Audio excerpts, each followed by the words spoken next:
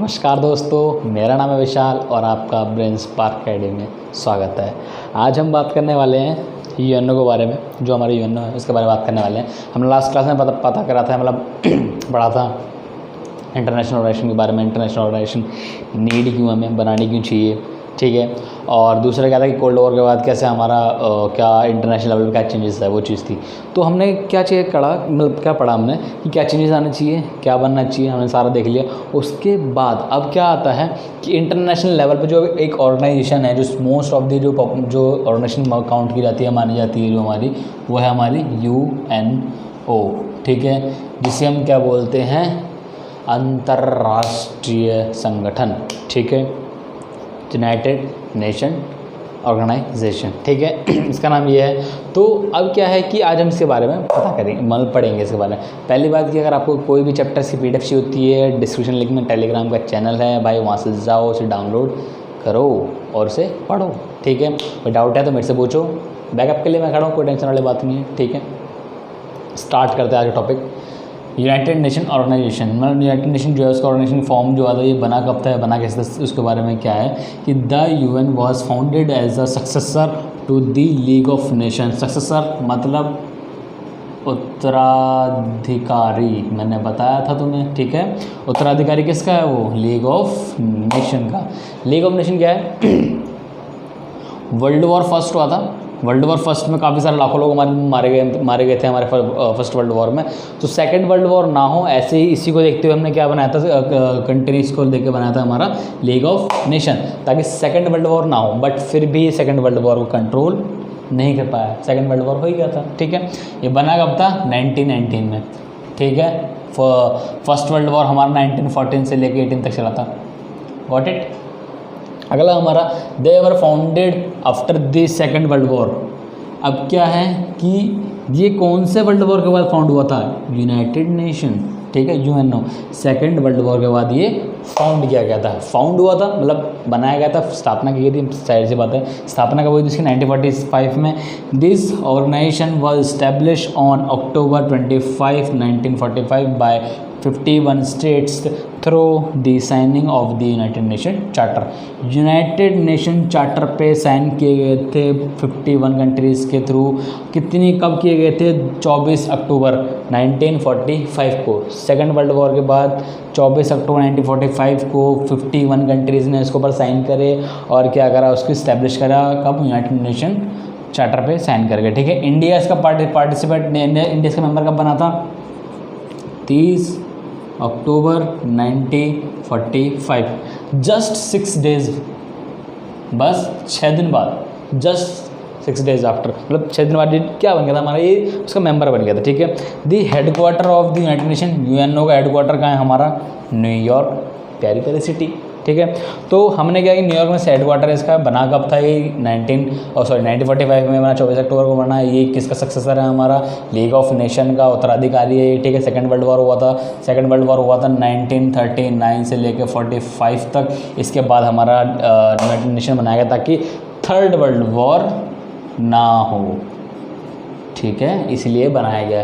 फिलहाल अभी तक तो नहीं हुआ है, भगवान करे ना हो, क्योंकि वर्ल्ड वॉर में काफ़ी सारे लोग मर जाते हैं, आर्मी लड़ देती है, सिविलियंस मरते हैं और एक्सपेंडिचर बहुत खर्चा होता है। तो ना हो तो बेटर ही है, हम तो ही चाहते हैं, ठीक है।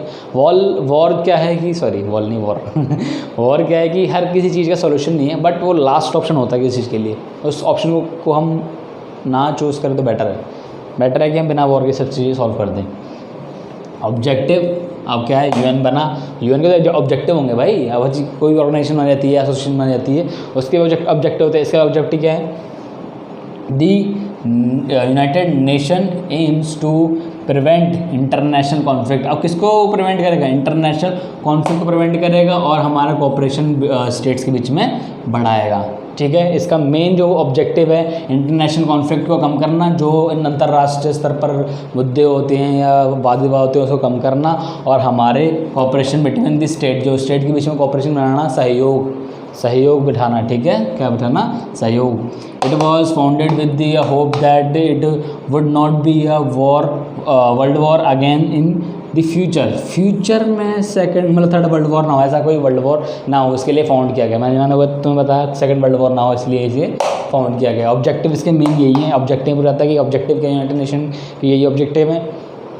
फिर भी अगर आता है कि ऑब्जेक्टिव होता है इंटरनेशनल ऑर्गेनाइजेशन के, तो मैंने लास्ट टाइम में पढ़ा था कि नीड क्यों पढ़ती है, नीड और ऑब्जेक्टिव सिमिलर ही है, बट मेन चीज़ क्या है कि नीड क्यों, हम नीड वाला क्वेश्चन पढ़ाते हैं, ऑब्जेक्टिव ही पढ़ जाते हैं, सेम ही है, ऊपर नीचे ज़्यादा नहीं है, ठीक है। ये हमारा यूनाइटेड नेशन ऑर्गेनाइजेशन वाला, उत्तराधिकारी वाला हमारा ऑब्जेक्टिव वाला, ठीक है। हम चार्ट बनाते हैं, हम बात करते हैं यूएनओ के ऑर्गन्स की, ठीक है। यूएनओ के ऑर्गन्स क्या है कि जो उसके 5 ऑर्गन्स हैं, बट पहले 6 थे, जो हमारा न्याय संस्था था उसे हटा दिया गया 2005 में, ठीक है।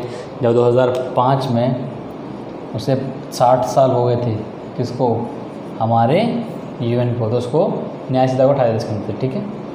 तो इसको हम छोड़ देते अभी।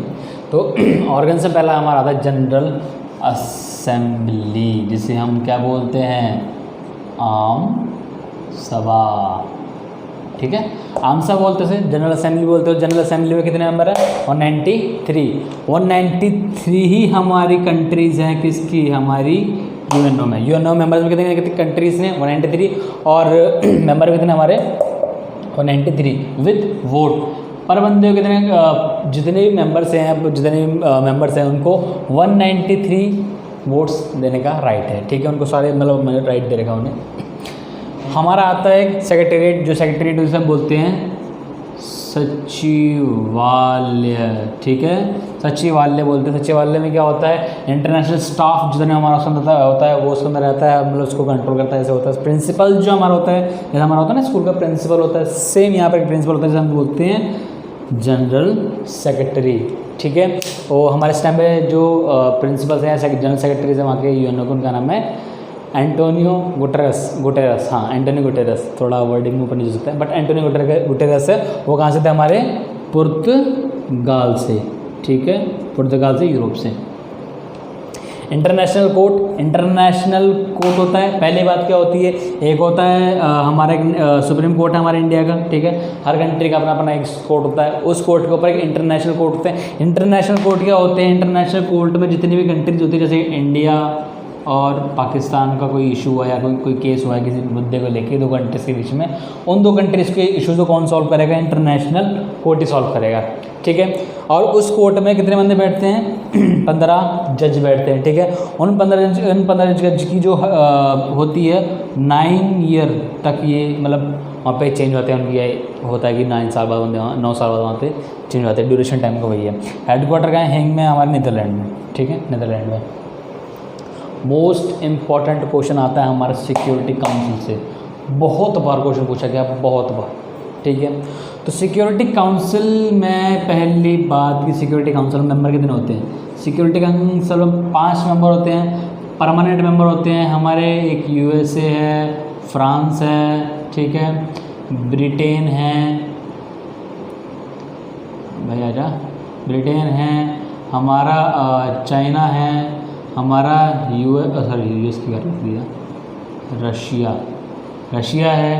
ये हमारे परमानेंट सीट है, मतलब जो परमानेंट की 5 सीट है, ये कभी भी यहाँ से चेंज नहीं हो सकती, ठीक है। दूसरी बात हमारे क्या है, नॉन परमानेंट हमारे कितने हैं, 15 नॉन परमानेंट हैं, जो हर 2 साल बाद चेंज होते रहते हैं। इंडिया भी किसी कई बार मेंबर बना हुआ है, इस टाइम भी इंडिया हमारा नॉन परमानेंट मेंबर हमारे सिक्योरिटी काउंसिल का, ठीक है।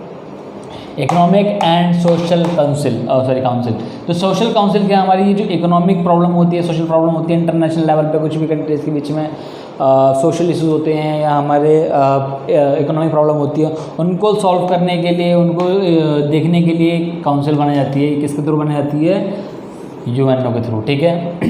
मेंबर्स इलेक्ट होते हैं, इलेक्टेड, ठीक है, इलेक्ट होते हैं बाय जनरल असेंबली। इसके अंदर मेंबर कौन कौन होगा, कौन कौन नहीं होगा, वो डिसाइड कौन करेगी, जनरल असेंबली डिसाइड करेगी। उनका ड्यूरेशन टाइम कितना होता है, 3 साल, ठीक है। ये हमारे 5 पार्ट है कैसे, हमारे यूएनओ के। यूएनओ बना कैसे, मैंने बताया यूएनओ बना क्यों, कैसे बना सारा।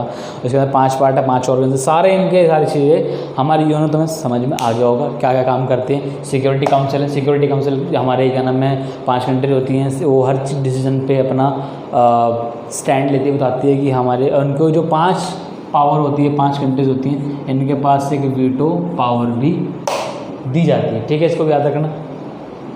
वीटो पावर ये पूछ लिया जाता है कि वीटो पावर हिंदी बोलते हैं निषेधाधिकार, ठीक है, निषेधाधिकार बोलते हैं, जो लोगों को, मतलब 5 कंट्रीज़ को दी जाती है, उनके पास होते हैं। वो अपने वीटो पावर का यूज़ करके किसी भी बिल को वो रोक सकते हैं, उनके पास इतनी पावर होती है, ठीक है। वो इसके बाद इस वीटो पावर को मैं ढंग से जस्टिफाई करूँगा, जब इंडिया के सपोर्टिव के लिए बताऊँगा ना सिक्योरिटी काउंसिल में, वो वाला बताऊँगा, तब आप ढंग से जस्टिफाई करूँगा, तब समझ में आया कि क्या है, हम क्यों रोकते हैं, कैसे यूज़ करते हैं इसे, ठीक है। सेक्रेटरी हो गया, सचिवालय हो गया, जनरल असेंबली हो गया, हमारा इंटरनेशनल कोर्ट हो गया, इकोनॉमिक एंड सोशल काउंसिल हो गया। ये अब हमारे 5 पार्ट हैं अभी तक हमारे किसमें, यूएनओ में, ठीक है।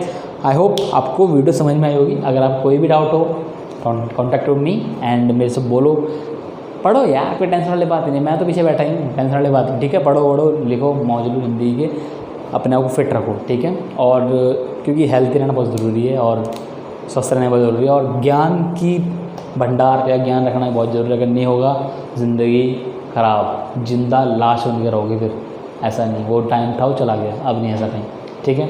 तो अब मिलेंगे हम नेक्स्ट वीडियो में, तब तक अपना ध्यान रखें। जय हिंद, जय भारत।